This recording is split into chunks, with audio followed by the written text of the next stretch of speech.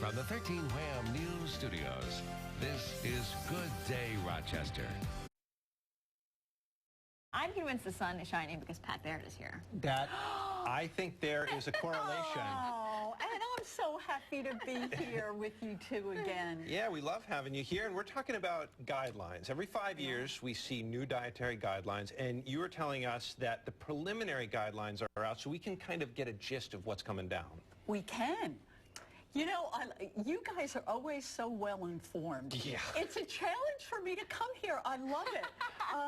Yes, every 5 years, the dietary guidelines are revised because in that 5-year period, there's a team of experts on different nutrients that are reviewing the new science, literature, evidence, and maybe making adjustments. Okay.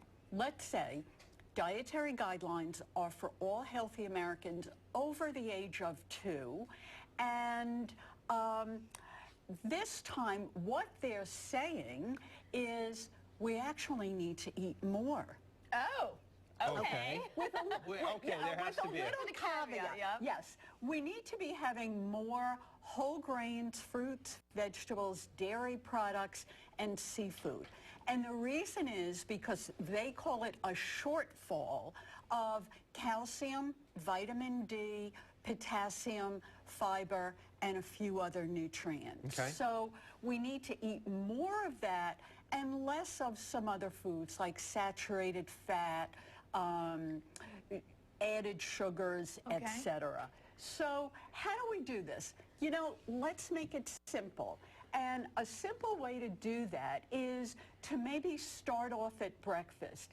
If you have a whole grain cereal, blueberries, and milk, you have already gotten whole grain, fruit, dairy, as well as fiber, vitamin C, potassium, and those other nutrients. I'm smiling because this was my breakfast this morning. It's like you came to my house. Oh!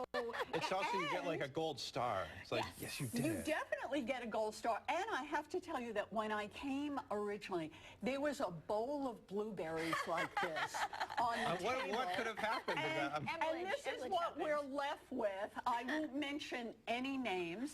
But, you know, when we talk about science and evidence, just earlier this year, there was a study that came out that showed that postmenopausal women who eat blueberries every day actually had lower blood pressure and less arterial stiffness. And and that's what contributes to heart disease. So, you know, we really have to say there are concrete evidence behind eating a variety of different foods. Frozen's okay also? Frozen and dried are absolutely, and good. actually, I think that, Adam, you'll get the remaining fresh blueberries. What? The dried blueberries are going to be for Mr. Snyder because he needs to add some blueberries to his stash under the desk there. He does have a stash. Yes, he does. Oh, okay, that's funny. Not to be mentioned again. All right. They're also recommending that we consume more seafood. Marty's already put his dibs out on the tuna. Yes. Okay. But this is what's interesting. The new guidelines are highlighting the omega-3 fatty acids in all seafood because of their benefits for brain development and cognitive function. And I think almost all of us recognize the role of omega-3 fatty acids in heart disease and preventing heart disease. We now know women who are pregnant and breastfeeding, young children, and older people really need to be having their omega-3 fatty acids.